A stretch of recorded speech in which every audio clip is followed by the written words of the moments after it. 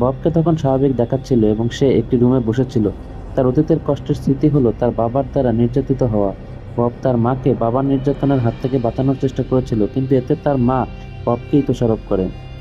Yelena ববকে তার বিষণ্ণতা থেকে বের করে আনার চেষ্টা করে। বাকি তার দল নিয়ে ভয়েডে প্রবেশ করে, কিন্তু ববের ভয়েডটির প্রতিরূপ তাকে উপহাস করে এবং অন্যদের পরাস্ত করে।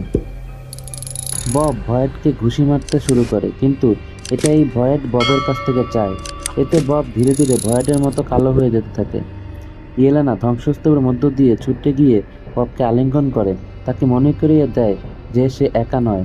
থান্ডারবোল্টস গ্রুপ ও ব থান্ডারবোল্টস গ্রুপও ববকে জড়িয়ে ধরে, যা ববকে শান্ত করে এবং তাকে সবাই মিলে ভয়েড থেকে বের করে আনতে সক্ষম হয়।